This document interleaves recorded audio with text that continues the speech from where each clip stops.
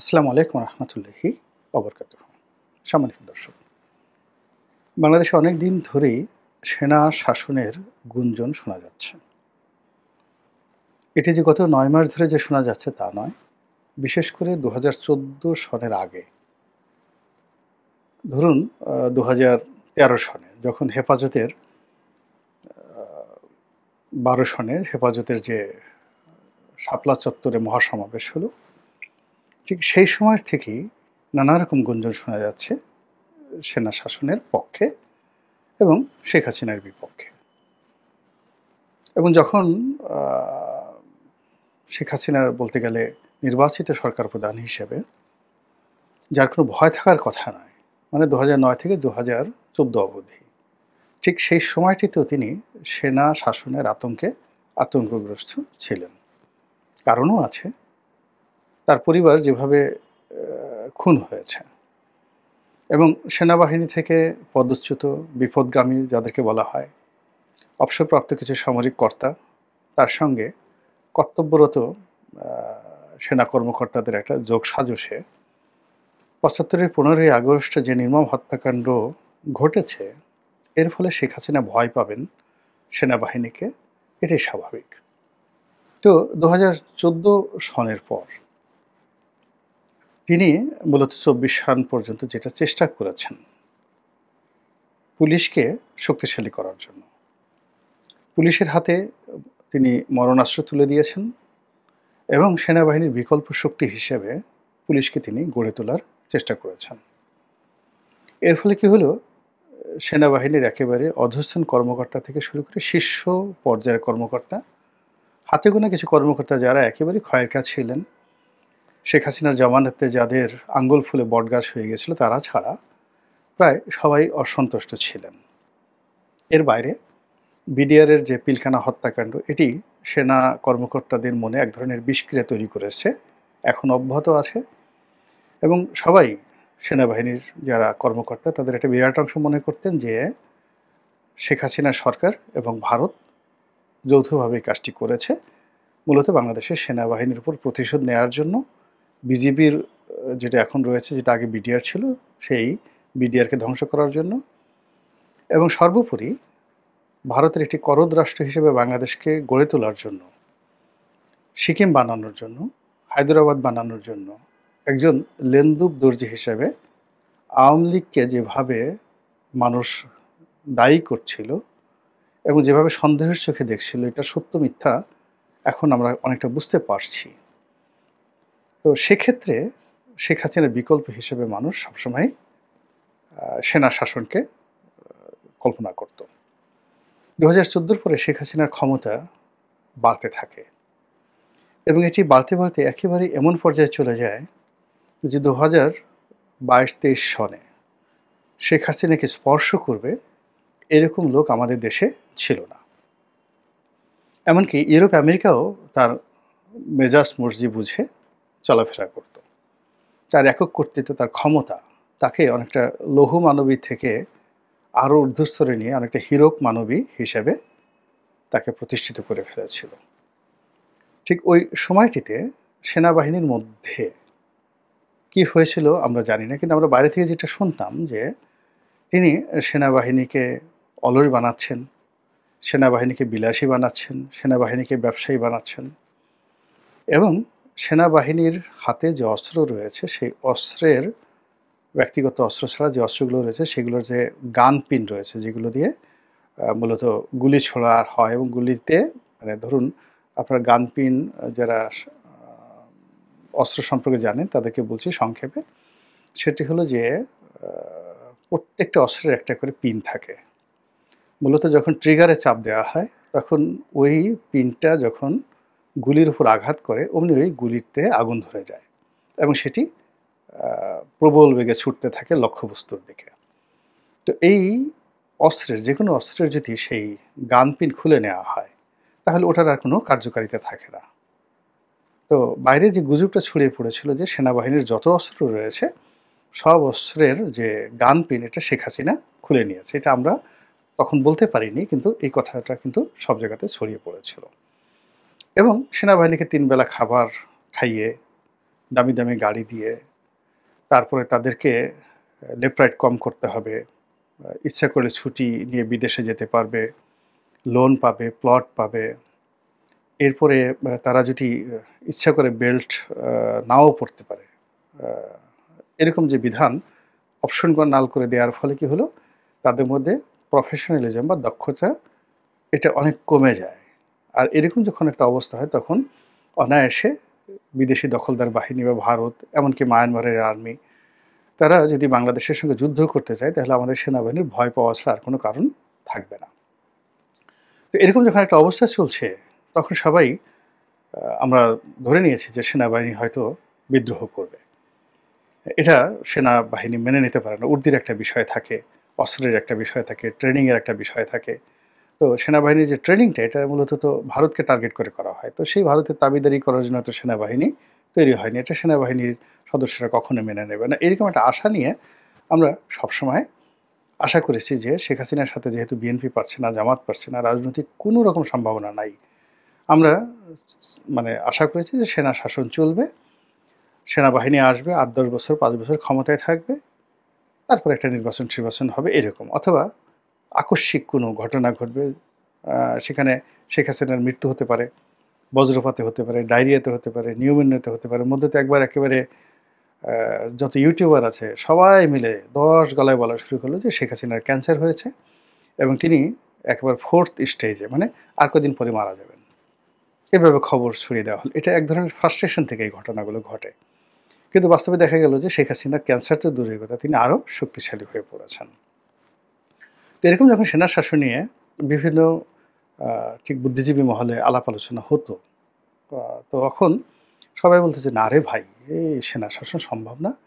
একটা সময় সেনা শাসন সারা দুনিয়াতে জনপ্রিয় ছিল, আমেরিকাই চাইতো সেনা শাসন হোক, বাংলাদেশেও হয়েছে এবং আমেরিকার হাত ছিল। যে কবারই সামরিক কু হয়েছে, বাংলাদেশে ৩ বার সামরিক কু হয়েছে এবং ৩বারই আমেরিকার মদদে হয়েছে। তো এখন আমেরিকা কৌশলগত কারণে চাচ্ছে না যে সামরিক শাসন আসুক। তো এই কারণে বাংলাদেশে আসলে সামরিক শাসন হবে না। তো এই কথা বলে আমরা মোটামুটি শুনে আমরা একেবারে হতাশ হয়ে যেতাম, সাধারণ মানুষ হতাশ হয়ে যেত এবং এভাবে শেখ হাসিনার জমানা চলে গেল। তো এখন আমেরিকার যে পলিসি, সেই পলিসি তারা এখন অর্থনৈতিক পলিসিতে চলে গেছে, যুদ্ধ এবং ক্ষমতা দখলের পলিসিতে তারা নেই, তারা ট্রেড পলিসিতে চলে গেছে। আর অন্যদিকে আমি এই গত ৬-৭ মাসে যেটা দেখলাম যে পৃথিবীতে আমেরিকা এবং ইউরোপকে যারা এই গত ৩-৪ বছরে, ৫-৬ বছরে যারা চ্যালেঞ্জ জানিয়েছে এবং চ্যালেঞ্জ জানিয়ে বিস্ময়কর সফলতা অর্জন করেছে, তারা সবাই সামরিক শাসক, অভ্যুত্থান করেছে, সফল হয়েছে এবং নিজেদের দেশ থেকে পশ্চিমাদেরকে এবং আমেরিকাদেরকে ৪৮ ঘন্টা নয়, মাত্র ১২ ঘন্টার নোটিশে তল্পি তল্পা সহ সেই তাদের দেশ থেকে তাদেরকে তাড়িয়ে দিয়েছে। তারপর তারা বিশ্বব্যাংক এবং IMFকে তাড়িয়ে দিয়েছে, সম্পূর্ণ তাড়িয়ে দিয়েছে। কোনো কোনো দেশ, ফ্রান্সকে, যারা ফ্রান্সের কলোনি ছিল, আফ্রিকার বেশিরভাগ দেশ ফ্রান্সের কলোনি ছিল, তারা রীতিমতো ফ্রান্সকে অ্যাবান্ডন করে দিয়েছে এবং এত বড় ঝুঁকি নিয়েছে যেটা ইদানিং আমি পড়াশোনা করে একেবারে পাগল হয়ে গেছে যে হাউ ইট ইজ পসিবল।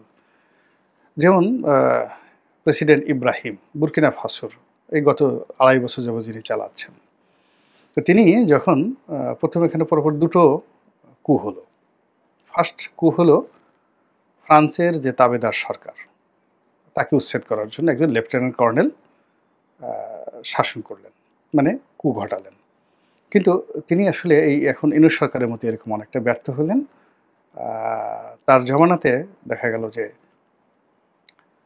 সেই আগের যে দুর্নীতি ছিল, অনিয়ম ছিল, সেটা আরও বহুগুণে বেড়ে গেল। ফলে সেনাবাহিনীর মধ্যে কাউন্টার একটা কু হলো এবং একজন ক্যাপ্টেন, আপনি বোঝার চেষ্টা করুন, বুরকিনা ফাসো বাংলাদেশের দ্বিগুণের চেয়ে বেশি আয়তনে, লোক সংখ্যা ২.২ কোটি। তো কাজেই এটা একটা অনেক বড় দেশ এবং পৃথিবীর অন্যতম স্বর্ণ উৎপাদনকারী একটি দেশ। ফ্রান্সের কলোনি ছিল এবং তাদের প্রায় $10 বিলিয়ন রিজার্ভ পুরোটাই ফ্রান্সে ছিল। তাদের ভাষা, জাতীয় ভাষা ফরাসি, এবং তাদের যে মুদ্রা সেটা হলো ফ্রান্সের মুদ্রা। তাদের নিজস্ব কোনো ছাপানোর মুদ্রাও ছিল না। তো এই অবস্থায় যখন ইব্রাহিম সে ক্যাপ্টেন হয়ে সেই অভ্যুত্থান ঘটালো এবং নিজে প্রেসিডেন্ট হয়ে বসলো, তখন প্রথম যে কাজটি করা হলো সেটি হলো তার সমস্ত রিজার্ভগুলো আটকে দেওয়া হলো। ফ্রান্স আটকে দিল, সমস্ত মুদ্রা বন্ধ করে দেওয়া হলো, এবং তাদের দেশের যত বিনিয়োগ, গোল্ড মাইন থেকে শুরু করে বড় বড় শিল্প কলকারখানা সব ফ্রান্সের দখলে, এবং সব জায়গায় তারা এম্বার্গো দিয়ে বসলো। এবং একই সঙ্গে IMF এবং বিশ্বব্যাংক তারা এখানে নিষেধাজ্ঞা জারি করল। উনি হাইয়েস্ট 90 days কোনো কিছু করলেন না, চুপচাপ থাকলেন। তিনি শুধু জনপ্রিয়তা অর্জন করলেন, বাড়ি বাড়ি গেলেন, ডোর টু ডোর গেলেন, এবং অভ্যন্তরীণ তার যে সম্পদ আছে, টাকা, মুদ্রা, এইগুলো নিয়ে যেন জনগণ সন্তুষ্ট থাকে, এই 90 days বসে তিনি এই চিন্তা করলেন। কোনো বিনিয়োগ দরকার নেই, কোনো কিছু দরকার নেই, শুধুমাত্র তার যে লোকাল যে প্রোডাক্ট আছে সেই প্রোডাক্টের উপর যেন তিনি দেশ চালাতে পারেন। এবং 3 মাসের পরে তিনি যে গোল্ড কারেন্সি, মানে নিজস্ব স্বর্ণমুদ্রা চালু করলেন, এবং অভিনব স্বর্ণমুদ্রা। এবং সেই স্বর্ণমুদ্রা কারো যদি 10 লাখ টাকা ব্যাংকে থাকে, সেই 10 লাখ টাকা সমপরিমাণ স্বর্ণ তার অ্যাকাউন্টে তিনি জমা করে ফেললেন। কিভাবে করলেন? যে ওই যে যত গোল্ড কোম্পানিগুলো আছে তিনি সব ন্যাশনালাইজ করে ফেললেন এবং ওদেরকে 10 ঘন্টার নোটিশে দেশ থেকে তাড়িয়ে দিলেন।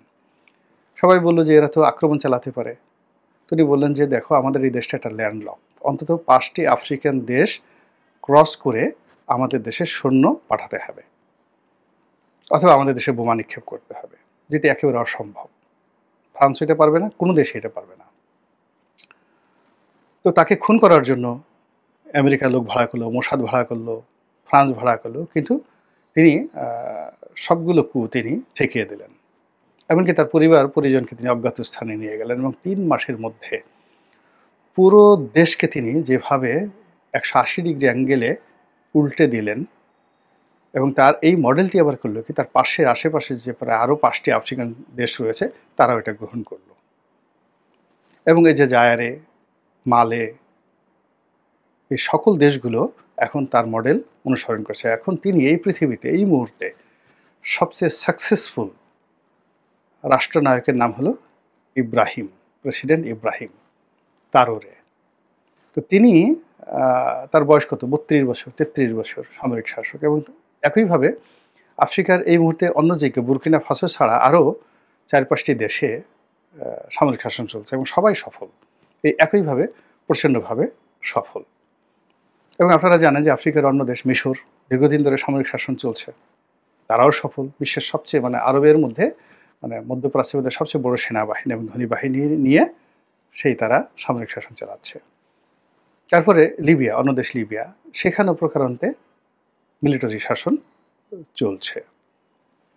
পাকিস্তানে মিলিটারি শাসন চলছে, থাইল্যান্ডে মিলিটারি শাসন চলছে, মায়ানমারে মিলিটারি শাসন চলছে, এবং ইউরোপের অন্যান্য যে দেশগুলো আছে, নাইজেরিয়া, প্রায় সব জায়গাতে কিন্তু সামরিক শাসন চলছে।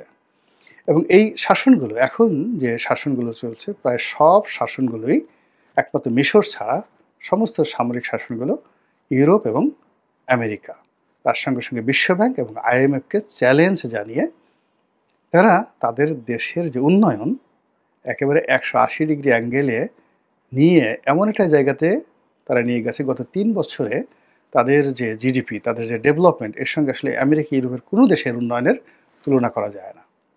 এবং এ সকল রাষ্ট্রকে রক্ষা করার জন্য রাশিয়া এবং চীন যেভাবে এগিয়ে এসেছে, অকল্পনীয়। আপনি চিন্তা করেন, 32 বছর প্রেসিডেন্ট ইব্রাহিমকে আলাদা প্লেনে করে এনে রাশিয়ার প্রেসিডেন্ট ভ্লাদিমির পুতিন তিনি নিজে তার সঙ্গে সেলফি তুলেছেন। নেটে গিয়ে দেখেন, সেগুলো সব ভাইরাল। এবং এই প্রথম দেখলাম যে ইব্রাহিমের যে উচ্চতা পুতিনের চেয়ে অন্তত 2 ফিট বেশি, 1.5 ফিট বেশি। তো পুতিন আবেগে সেই ইব্রাহিমকে তিনি বুকে জড়িয়ে ধরলেন, এবং বুকে জড়িয়ে ধরতে গিয়ে ইব্রাহিমের বুকে পুতিনের মুখ। এইরকম পুতিন কাউকে কোলাকুলি করেছেন এই যাবৎকালে ইব্রাহিম ছাড়া আমি এই পুতিনের রাজনৈতিক জীবনে কখনো দেখিনি। তো এইরকম ঘটনা ঘটছে কিন্তু আফ্রিকাতে। তো আফ্রিকার যে এই যে ঘটনা, তার সঙ্গে আরেকটি ঘটনা না বললেই নয়। সেটি হলো রুয়ান্ডা। রুয়ান্ডাতে পল কাগামে। তিনি মূলত একজন গেরিলা যোদ্ধা এবং রুয়ান্ডাতে আমাদের সেনাবাহিনীর অনেক